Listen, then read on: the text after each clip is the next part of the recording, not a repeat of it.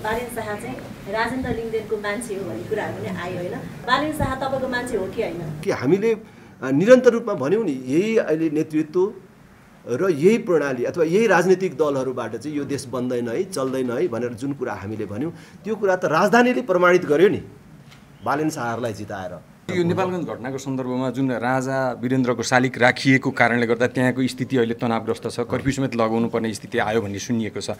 यो सन्दर्भमा चाहिँ राष्ट्रिय प्रजातन्त्र पार्टीको धारणा के हुन्छ? नेपालगञ्जमा जो जनसाधारणबाट स्वतःस्फूर्त रूपमा स्वर्गीय राजा वीरेन्द्रको शालिग पुनर्स्थापना गर्ने, वास्तवमा के भने त्यहाँ पहिले पनि राजा वीरेन्द्रकै शालिग थियो, त्यो पुनर्स्थापना गर्ने काम भएको थियो। त्यसमा सत्ता पक्षबाटै, सरकार पक्षबाटै त्यो शालिग हटाउने मात्रै तोडफोड गर्ने र हवाई फायर गरेर जनतालाई तर्साउने, जनतालाई धरपकड गर्ने कामहरू जुन भएको छ, त्यसमा राष्ट्रिय प्रजातन्त्र पार्टीले खेद व्यक्त गरेको छ र त्यसको विरोध गरेको छ र त्यहाँ पक्राउ परेका मानिसहरूलाई तत्काल रिहाई गर्नको माग गरेको छ। सँगसँगै इतिहासको सम्मान गरेर जान सरकारलाई अनुरोध पनि गरेको छ।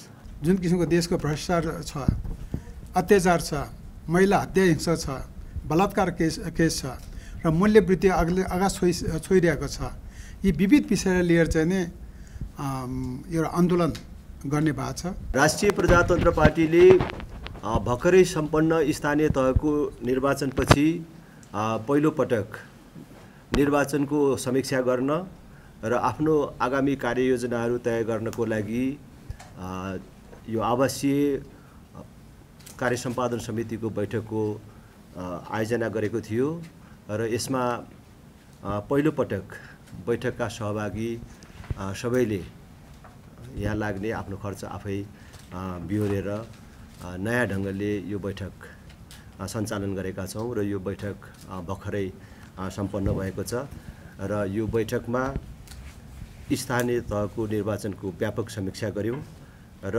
यो स्थानीय तहको निर्वाचनमा यो जुन प्रतिकूल परिस्थिति, प्रतिद्वन्दिताको अवस्था थियो, त्यसका बीच पनि हाम्रो पार्टीको तर्फबाट उम्मेदवार भएर विजयी उम्मेदवारहरू, अन्य उम्मेदवारहरू, पार्टीलाई मतदान गर्ने मतदाताहरू र पार्टीलाई सक्रियतापूर्वक सहयोग गर्ने सबै नेता कार्यकर्ता साथीहरूलाई धन्यवाद तथा आभार व्यक्त गर्ने निर्णय गरेका छौँ। स्थानीय तहको निर्वाचनमा दुईवटा ठुला गठबन्धनहरू थिए, सँगसँगै सत्ताको व्यापक दुरुपयोग थियो। हामी भर्खरै पार्टीको महाधिवेशनपछि नयाँ ढङ्गले पार्टीको संरचनाहरू निर्माण गर्ने क्रममा जुटेका थियौँ। यसैबीच स्थानीय तहको निर्वाचन सम्पन्न भयो अथवा निर्वाचनको घोषणा भयो। हामीसँग पर्याप्त समय पनि थिएन र दुई ठुला गठबन्धनहरू पनि थिए। त्यसका कारण हामीले अपेक्षाकृत परिणाम निकाल्न नसके पनि राष्ट्रिय प्रजातन्त्र पार्टी नेपाली राजनीतिमा यसको नयाँ शक्तिको रूपमा उदय र विकास भइराखेको छ र यो परिणामबाट राष्ट्रिय प्रजातन्त्र पार्टी निरुत्साहित हुनुपर्ने छैन भन्ने निष्कर्ष हामीले निकालेका छौँ। त्यसै गरी मुलुकमा विद्यमान भ्रष्टाचार र अस्थिरताको अन्त्यको लागि वर्तमान शासकीय स्वरूप र निर्वाचन प्रणालीमै सुधार र परिवर्तन आवश्यक रहेको ठहर गर्दै पूर्ण समानुपातिक संसद, जनताले प्रत्यक्ष निर्वाचित गर्ने कार्यकारी प्रधानमन्त्री र अभिभावकीय संस्थाको रूपमा राजा रहने, तीन तहको सङ्घीयता होइन केन्द्र र बलियो स्थानीय तह रहने व्यवस्था उपयुक्त हुने ठहर गर्दै आगामी निर्वाचनमा यो विषयलाई राप्रपाले जोरदार रूपमा उठाउने र यसलाई आगामी केन्द्रीय कार्य समितिको बैठकबाट अनुमोदन गरी औपचारिक रूपमै अघि बढाउने भनेर निर्णय गरेको छ। त्यस्तै गरेर आगामी प्रदेश तथा प्रतिनिधि सभाको निर्वाचनमा उपयुक्त र लोकप्रिय उम्मेदवारहरू समयमै छनौट गर्नु उपयुक्त हुने ठहर गरेको छौँ र त्यसका लागि पार्टीभित्र र बाहिरबाट समेत राप्रपाका तर्फबाट उम्मेदवारीका लागि सार्वजनिक आह्वान गर्ने निर्णय पनि गरेका छौँ। त्यही सँगसँगै हामीले पार्टीमा विवादित जिल्लाहरू, निष्क्रिय रहेका जिल्लाहरूको बारेमा र अन्य विविध विषयहरूमा पनि निर्णय गरेका छौँ र मुख्य गरेर राजनीतिक रूपमा हामीले यी 3टा निर्णयहरू गरेको कुरा साथीहरूलाई चाहिँ नै जानकारी गराउँछु र अरू साथीहरूको केही प्रश्नहरू भए चाहिँ हामी थप कुराहरू राख्छौँ। अध्यक्ष, यो स्थानीय तहको निर्वाचनमा राष्ट्रिय प्रजातन्त्र पार्टीले अपेक्षा गरे अनुसारको परिणाम नआउनुका मुख्य कारणहरू चाहिँ के रहेछन् अध्यक्ष? हैन, मुख्य हामीले दुईटै निष्कर्ष निकाल्यौँ। अघि मैले अलिक बुझाउन सकिनँ होला कि एउटा त हामीसँग समयको अभाव भयो कि हामी पार्टीको महाधिवेशन लगत्तै स्थानीय तहको निर्वाचनमा होमिनु पर्यो। आवश्यक र पर्याप्त तयारीहरू गर्न भ्याएनौँ। र दोस्रो, स्थानीय तहको निर्वाचनमा सरकार पक्ष र प्रमुख प्रतिपक्षको अलग अलग दुई ठुला गठबन्धनहरू थिए र त्यसको बिचमा हामी एक्लैले अधिकांश ठाउँमा प्रतिस्पर्धा गर्नु पर्दाखेरि अपेक्षाकृत परिणाम प्राप्त गर्न नसके पनि राष्ट्रिय प्रजातन्त्र पार्टीले उत्साहजनक मत परिणाम प्राप्त गरेको छ, लोकप्रिय मतमा चाहिँ नै वृद्धि गरेको छ र आगामी दिनमा राष्ट्रिय प्रजातन्त्र पार्टी एउटा बलियो र नयाँ शक्तिको रूपमा यसको उदय र विकास भइरहेको छ भन्ने सन्देश दिन चाहिँ सफल भएको छ। जनस्तरमा त उम्मेदवार छनौटमा पार्टीले उपयुक्त निर्णय गर्न सकेन भन्ने छ नि? हामीसँग उपयुक्त उम्मेदवार भइकन अर्को अनुपयुक्तलाई उम्मेदवार बनायौँ भन्ने त छैन, तर अपेक्षाकृत रूपमा चाहिँ कतिपय ठाउँहरूमा लोकप्रिय उम्मेदवारहरू हामीले प्राप्त गर्न सकेनौँ, दिन सकेनौँ भन्ने कुरा चाहिँ देखिन्छ पनि मत परिणामले पनि। अध्यक्षज्यूको गृह जिल्लामा त तपाईँहरूले सत्ता पक्षकै पार्टीसँग गठबन्धन गर्नुभएको थियो अरे, तपाईँहरूले सत्ताको दुरुपयोग चाहिँ भयो भन्ने आरोप पनि लगाउनु भयो। त्यहाँ तपाईँहरूले चाहिँ विजय पनि हुनुभयो, त्यहाँ सत्ताको दुरुपयोग भएको थियो कि के गरी विजय हुनुभयो तपाईँ? हामीले खास गरी दुई ठाउँमा प्रयोगको रूपमा ठुला दलहरूको गठबन्धनसँग गठबन्धन गरेर चुनाव लडेका थियौँ, तालमेल गरेर स्थानीय स्तरमा त्यो एउटा प्रयोगको रूपमा गरेका थियौँ र खास गरी मुख्य दलहरूको आग्रहमा हामीले त्यो गरेको थियौँ र त्यसबाट मात्रै चाहिँ फेरि सबै कुराबाट चोखिने भनेर त्यहाँ चाहिँ हामी चुनाव लड्यौँ। त्यस कारणले गठबन्धनले अथवा सत्तापक्षले दुरुपयोग गरेको छैन, हामीले चुनाव जितेको। त्यसो त हामीले अरू ठाउँ पनि चुनाव जितेको छौँ। त्यहाँ चाहिँ के भयो त भन्ने प्रश्नहरू आउला, तर समग्रमा सत्ताको चाहिँ नै व्यापक दुरुपयोग भएको छ। त्यो केवल कुनै एउटा स्थान विशेषको कुरा मात्रै होइन, तर ती सबैका बावजुद पनि हामीले जुन लोकप्रिय मत प्राप्त गरेको छौँ र केही स्थानमा विजय प्राप्त गरेको छौँ, त्यसलाई उपलब्धिको रूपमा हामीले लिएका छौँ। जस्तो काभ्रेमा आएर तपाईँले ठुला दलहरूलाई चाहिँ ढङ खाली गरिदिनुपर्छ भन्नुभएको थियो, तर मतदाताले त तपाईँहरूकै ढङ खाली गरिदिनु भयो। त्यो हाम्रो तयारी पुगेन। त्यसो हामीले त आह्वान गऱ्यौँ र निरन्तर आह्वान गरिराख्छौँ नि। त्यो आगामी अब प्रदेश तथा प्रतिनिधि सभाको निर्वाचनमा अब देखाउनुपर्छ। सायद चाहिँ नि मतदाताले प्रदेश तथा प्रतिनिधि सभाको निर्वाचनमा मात्रै ठुला दलहरूको ढङ खाली गर्ने विचार बनाएको भन्ने बुझ्नु पर्यो हामीले। जस्तै हजुरले नै बनेपाको कार्यक्रममा चाहिँ हामी विज्ञ समूह बनाउँछौँ भन्नुभएको थियो होइन? हाम्रो स्थानीय तहमा जति जितेका छौँ, राप्रपाले जितेको ठाउँमा चाहिँ हामी विज्ञ समूह बनाएर चाहिँ त्यो अनुसारका योजना बनाउँछ र हामी त्यो नमुना पालिकाहरू बनाउँछौँ जस्तो भएको छ। यसको तयारी के भएको छ र कुन कुन चाहिँ विज्ञ समूह बनाउनु छ? हामीले चाहिँ यहाँ आजको बैठकले पनि स्थानीय तहमा हामीले जे जति जितेका छौँ ती स्थानीय तहहरूलाई व्यवस्थित ढङ्गले परिचालित गर्नको लागि राष्ट्रिय प्रजातन्त्र पार्टीको घोषणापत्रलाई कार्यान्वयन गर्नको लागि विज्ञ समूह निर्माण गर्ने र त्यो विज्ञ समूहहरूबाट स्थानीय तहहरूलाई प्रशिक्षण र परिचालनको कामहरू गर्ने भन्ने निर्णय गरेका छौँ र त्यसमा हामी अगाडि बढ्छौँ। जस्तै संहिताको विषयमा कुरा राख्नुभयो, प्रदेश आवश्यकता छैन, सँगसँगै राजा चाहिँ फेरि हुनुपर्छ, राखिनुपर्छ भन्ने छ, तपाईँले कुरा राख्नुभयो, सम्भावना छ र अझै? सम्भावना त सधैँ निरन्तर छ र नै हामीले यो विषय उठाइराखेको छौँ र यो देशको यथार्थ हो र आवश्यकता हो भन्ने राष्ट्रिय प्रजातन्त्र पार्टीको निष्कर्ष भएको हुनाले नै निरन्तर रूपमा हामीले नेपालको सन्दर्भमा राजासहितको प्रजातन्त्रको कुरा उठाइराखेका छौँ र अझ अहिले हामीले सशक्त ढङ्गले खास गरी अभिभावकीय संस्थाको रूपमा राज संस्था रहने, जनताले प्रत्यक्ष निर्वाचन गर्ने अथवा छान्ने प्रधानमन्त्री रहने व्यवस्था चाहिँ अब माग गरेर जाने, यो शासकीय स्वरूप यसलाई अगाडि बढाएर जाने भनेर हामीले आफ्नो अब योजनामै राखेर गइराखेका छौँ। तपाईँहरूको योजना चाहिँ पहिलाको अध्यक्ष पनि यही योजना लिएर आउनु भएको थियो। उहाँ चाहिँ तपाईँसँग चुनाव हारेपछि अहिले अर्को पार्टी दर्ता गरेर बस्नु भएको छ। अर्को सम्मेलन महाधिवेशनसम्म चाहिँ तपाईँ पनि हारेर यो चाहिँ छोडेर भाग्नुहुन्छ कि के छ यो कुरा? अब यो त्यसै बेला त अब गरौँ यस्तो कुराहरूको त के अर्थ छ र? अहिले महाधिवेशन भर्खर सकेका छौँ, हामी नयाँ योजना दृष्टिकोणका साथ अगाडि बढिराखेका छौँ। अध्यक्ष, यो स्थानीय तहको निर्वाचनको लागि यहाँहरूसँग पर्याप्त समय भएन भन्नुभयो। अब सङ्घ र प्रदेशको निर्वाचनको लागि 6 महिनाको समय बाँकी छ। यदि तोकिएको समयमा भयो भने त्यसको लागि चाहिँ कस्तो स्ट्राटेजी बनाएर अगाडि जानुहुन्छ र अहिलेको निर्वाचनमा आएको परिणामभन्दा परिवर्तन अथवा सकारात्मक रिजल्ट ल्याउन सक्नुहुन्छ तपाईँहरू?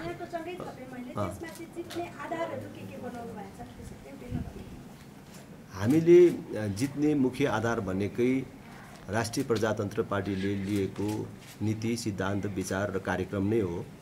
र त्यसमाथि 2046 सालको राजनीतिक परिवर्तनपछि नेपालको राजनीतिमा निरन्तर रूपमा नेतृत्व गर्दै आएका मुख्य भनिने राजनीतिक दलहरूको असफलता पनि अर्को कारण हो। हामीले आगामी निर्वाचनमा व्यापक रूपमा जित प्राप्त गर्नको लागि राष्ट्रिय प्रजातन्त्र पार्टीलाई मुख्य पार्टीको रूपमा स्थापित गर्नको लागि विभिन्न कार्ययोजनाहरू बनाएर अहिलेदेखि नै हामीले अगाडि बढिरहेका छौँ। त्यसको सन्दर्भमा अहिले हाम्रो आफ्नो जुन यो प्रत्यक्ष निर्वाचित प्रधानमन्त्रीको जुन दृष्टिकोण अगाडि ल्यायौँ, यो पनि एउटा भयो।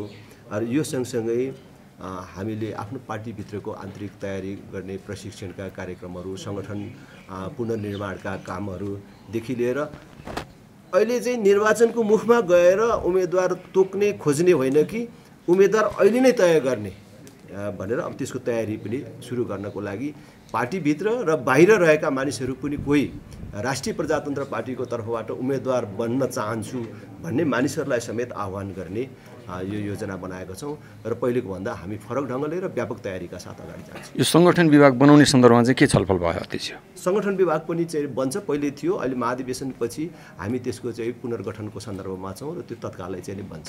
यहाँले राजतन्त्रको वकालत गरिरहनु छ, तैपनि सङ्घीय गणतन्त्रको व्यवस्थामा चाहिँ अब चुनाव लडेर चाहिँ आफ्नो उम्मेदवारहरूलाई हामी यसरी बनाउँछौँ भनेर अगाडि बढाइरहनु भएको छ। यो सङ्घीय गणतन्त्रको व्यवस्थाको चाहिँ फाइदा पनि लिएर र अब राजतन्त्रको वकालत गरिरहेको राजनीतिक होइन, यो अहिलेको संविधानमै जसलाई तपाईँले गणतान्त्रिक संविधान भन्नुहुन्छ, यही संविधानभित्रै यो गणतन्त्रको विरुद्ध सङ्गठन गर्न पाइने, गणतन्त्रको विरुद्ध जनमत निर्माण गर्न पाइने, पार्टी खोल्न पाइने व्यवस्था छ।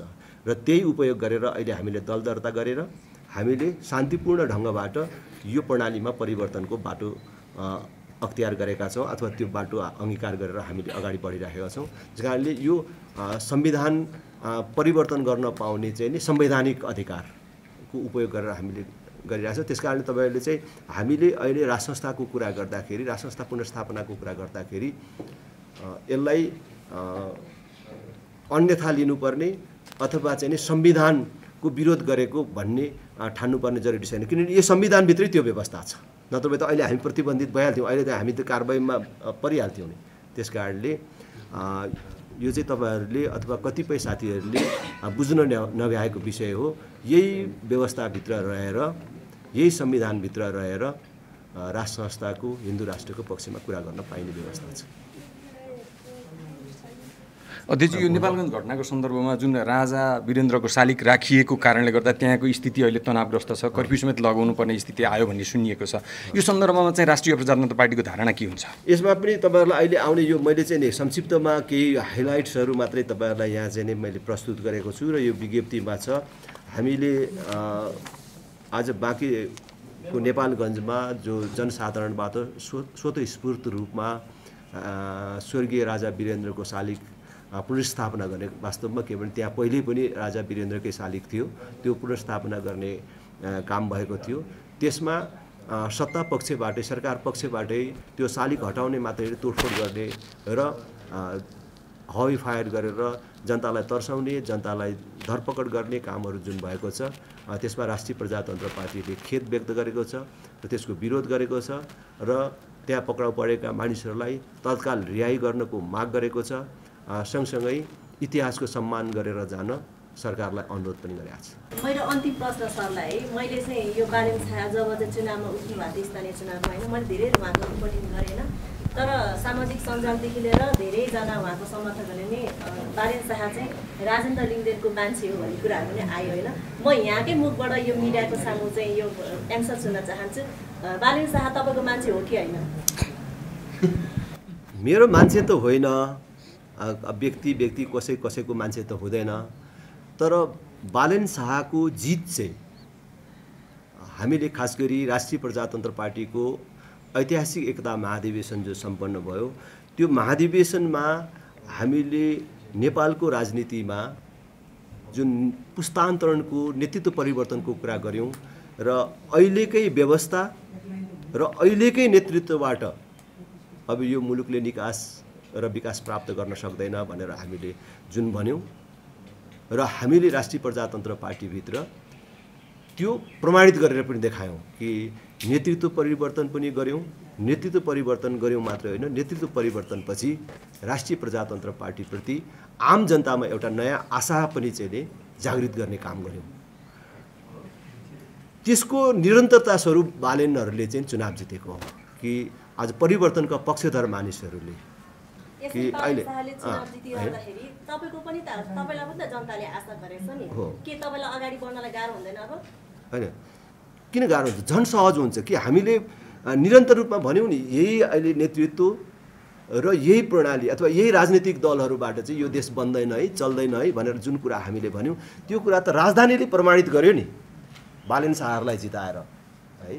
र अरू देशका मुख्य सहरहरूमा पनि धनगढी, धरान जस्तो ठाउँहरूमा पनि जुन मतदाताले स्वतन्त्र उम्मेदवारहरूलाई खास गरी अहिलेको प्रमुख राजनीतिक दलहरूको विपक्षमा मतदान गरेर प्रमाणित गरे। त्यसले गर्दाखेरि त हाम्रो एजेन्डा अथवा हामीले जुन केही समय अगाडिदेखि निरन्तर रूपमा विषयहरू उठाइराखेको छौँ, त्यो विषय त सत्य प्रमाणित भयो। त्यसले गर्दाखेरि राष्ट्रिय प्रजातन्त्र पार्टी उहाँहरूको विजयबाट उत्साहित छ र उहाँहरूको विजयमा राष्ट्रिय प्रजातन्त्र पार्टीले निरन्तर रूपमा उठाइराखेका मुद्दाहरू, विषयहरूले पनि त्यहाँ मद्दत गरेको छ। जस्तो तपाईँहरूले चाहिँ अब शासन व्यवस्था नै जस्तो प्रत्यक्ष निर्वाचित प्रधानमन्त्री भन्नुभयो होइन, पार्टी स्थापनाको यो 3 दशक पछाडि यो निष्कर्षमा पुग्नुपर्ने अवस्था कसरी आयो? तपाईँहरू शासन व्यवस्था नै फरक गर्ने? राष्ट्रिय प्रजातन्त्र पार्टीले 2070 सालको आफ्नो चुनावी घोषणापत्रमा पनि यो विषयलाई उठाएको थियो र अहिले हामीले अझ जोड दिनुपर्ने विषय चाहिँ किन आयो भन्दाखेरि अहिले 2046 सालको राजनीतिक परिवर्तनपछि यहाँ आइपुग्दासम्ममा यो झन्डै 32 वर्षको समयमा 26 वटा भन्दा बेसी सरकार चाहिँ निर्माण भयो। भनेको एउटा पनि सरकारले पुरा कार्यकाल पुरा गर्न पाएको छैन, 5 वर्ष काम गर्न पाएको छैन। सधैँ चाहिँ सरकार विभाजित भइराख्ने, यो अस्थिरताको मुख्य कारक भनेको अहिलेको निर्वाचन प्रणाली हो भन्ने हाम्रो निष्कर्ष छ। त्यसकारणले यो निर्वाचन प्रणालीमा परिवर्तन गर्नु जरुरी छ स्थिरताको लागि भने। अर्को जुन व्यापक भ्रष्टाचार छ, त्यो भ्रष्टाचारको मुख्य कारण पनि यो निर्वाचन प्रणाली नै हो कि सांसद हुनको लागि मतदातालाई किन्नुपर्ने, आफ्नै जनतालाई किन्नुपर्ने, अनि प्रधानमन्त्री हुनको लागि फेरि सांसद किन्नुपर्ने, यो सबको अन्त्य भनेको चाहिँ पूर्ण समानुपातिक संसद, देशै एउटा निर्वाचन क्षेत्र भएपछि कसले कति भोट किन्ने त्यो सन्दर्भ पनि समाप्त हुने र देशभरि एउटा निर्वाचन क्षेत्र बनेर पुरै देशले प्रधानमन्त्री चुन्न पाउने व्यवस्था भइसकेपछि र प्रधानमन्त्री हुने मान्छेले सांसदको पछि लाग्नु नपर्ने, यो नीति निर्माण भइसकेपछि, यो व्यवस्था लागू भइसकेपछि भ्रष्टाचारको पनि अन्त्य हुने अथवा कम गर्न सकिने र 5 वर्षको लागि सरकार फेरबदलको सम्भावना पनि कम रहने हुनाले देशले एउटा स्थिरता पनि प्राप्त गर्ने र भ्रष्टाचार न्यूनीकरणमा पनि मद्दत पुग्ने भएको हुनाले अहिले हाम्रो विचारमा प्रत्यक्ष निर्वाचित प्रधानमन्त्री र पूर्ण समानुपातिक संसद उपयुक्त हुन्छ भन्ने ठहरमा हामी पुगेका छौँ र अब यसलाई जोड दिएर जानुपर्छ भन्ने निष्कर्षमा पुगेका छौँ। राष्ट्रिय प्रजातन्त्र पार्टीको दुई दिनको जुन कार्य सम्बन्ध बैठक बसेको थियो। त्यो बैठकबाट विभिन्न चाहिने एजेन्डहरू पास गरेको छ, जसमध्ये अहिले अधिराज्यव्यापी राष्ट्रिय प्रजातन्त्र पार्टीले जनजीवनसँग सरोकार रहेको जुन विषयहरू छ, जुन किसिमको देशको भ्रष्टाचार छ, अत्याचार छ, महिला हत्या हिंसा छ, बलात्कार केस छ र मूल्यवृद्धि आगाज छोइरहेको छ, यी विविध विषयलाई लिएर चाहिँ नि एउटा आन्दोलन गर्ने भएको छ। त्यो आन्दोलनको संयोजक अहिले मलाई मेरो कमिटीमा हामी एउटा कमिटी बनाएको छ। यसले हामी चरणबद्ध रूपमा के कसरी गर्नुपर्छ, समय र परिस्थिति अनुसार, समयको माग अनुसार हामी यो आन्दोलन चाहिँ नि हामी गर्नेछौँ र त्यो आन्दोलनले नेपाली जनताको हक हित र नेपालको सार्वभौम सत्ता, नेपालको राष्ट्रियता चाहिँ बचाउन सक्छ। यसलाई त्यो बचाउन र सुरक्षित राख्नलाई चाहिँ ठुलो चाहिँ मद्दत पुग्नेछ भन्ने कुरा मैले विश्वास लिएको छु। धन्यवाद। आन्दोलन कहिलेदेखि हुन्छ, कस्तो किसिमको आन्दोलन हुन्छ? हामी तुरुन्तै बैठक बसेर हामी तय गर्छौँ।